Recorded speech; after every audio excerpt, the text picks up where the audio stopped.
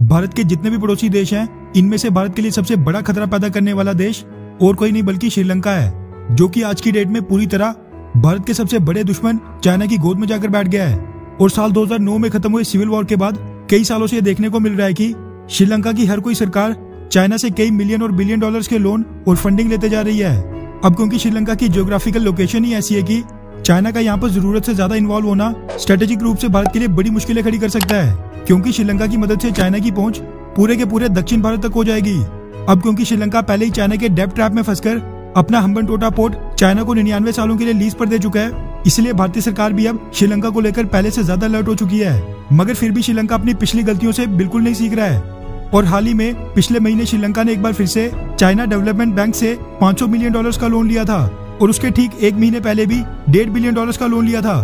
वहीं आपको बता दूं कि पाकिस्तानी प्रधानमंत्री इमरान खान को होस्ट करने के बाद श्रीलंका ने पिछले हफ्ते चाइना के मिनिस्टर ऑफ नेशनल डिफेंस वेई फेंगो को भी इनवाइट किया था, जो दिखाता है कि श्रीलंका ट्रेड रिलेशंस के नाम पर चाइना के साथ अपने डिफेंस टाइज भी मजबूत कर रहा है। अब ये सारी चीजें भारत के लिए एक तरह का सिक्योरिटी थ्रेट ही है, क्योंकि श्रीलंका तो चाइना का लोन वापस दे नहीं पाएगा। इसलिए श्रीलंका की चाइना के ऊपर डिपेंडेंस जितनी ज्यादा बढ़ेगी, चाइना उतना ही ज्यादा श्रीलंका को कंट्रोल कर पाएगा। लेकिन श्रीलंका की इतनी दगाबाजी के बाद भी भारतीय सरकार ने हमेशा श्रीलंका के प्रति अपना रुख हमेशा से नरम रखा है। मैरीटाइम बाउंड्री डिस्प्यूट से लेकर ट्रेड, हर जगह श्रीलंका को पड़ोसी देश होने के नाते बाकी पड़ोसी देशों से ज्यादा महत्व दिया है। लेकिन श्रीलंका को यह सब पच नहीं रहा है और उसने एक बार फिर से भारत के खिलाफ बड़ी कार्रवाई की है। दरअसल the Hindu, Navbharat times, Zee news और कई बड़े बड़े मीडिया हाउसेस के हवाले से मीडिया रिपोर्ट सामने निकल कर आ रही है कि श्रीलंकन नेवी ने भारत के 86 नागरिकों को अरेस्ट करके उनकी 11 बोट सीज कर दी हैं और ये आरोप लगाया है कि ये सभी श्रीलंकन वाटर्स में अवैध रूप से घुसने की कोशिश कर रहे थे। श्रीलंकन नेवी के मुताबिक ये सभी लोग भारत में कोरोना महामारी के डर से भागकर श्रीलंका में घुसने की कोशिश कर रहे थे।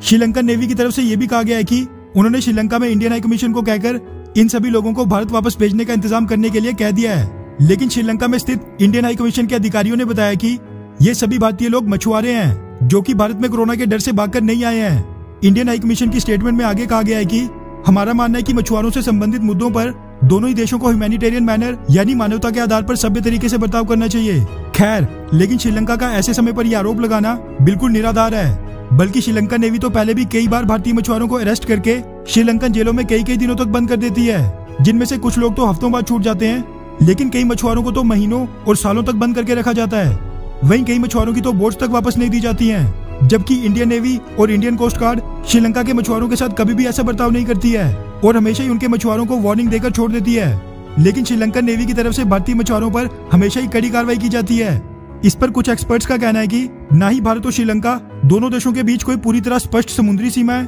और न ही मछुआरों के पास जीपीएस एनेबल्ड नाव है। ऐसे में समय आ गया है कि श्रीलंका के साथ भी सभी international maritime boundary disputes settle कर दिए जाएं और जो श्रीलंका नेवी आए दिन भारतीय मछुआरों को अरेस्ट करती है, उसके खिलाफ भी भारतीय सरकार को श्रीलंका से आवाज उठानी चाहिए, वरना श्रीलंकन नेवी ऐसे ही भारतीय मछुआरों को अरेस्ट करती रहेगी और फिर रोजी रोटी की तलाश में धक्के खा रहे मछुआरे बेवजह कई दिनों तक श्रीलंका की जेलों में बंद रहेंगे। खैर, आपको क्या लगता है कि क्या भारतीय सरकार को श्रीलंका पर अब कोई कड़ी कार्रवाई करनी चाहिए, हाँ या फिर नहीं, या फिर इससे दोनों देशों के संबंध खराब हो जाएंगे? नीचे कमेंट करके अपनी राय जरूर बताएं। अच्छा सुनो, चैनल को सब्सक्राइब करो, उसके बाद घंटी बजा देना ताकि अगली वीडियो आपसे मिस ना हो पाए। Thank you.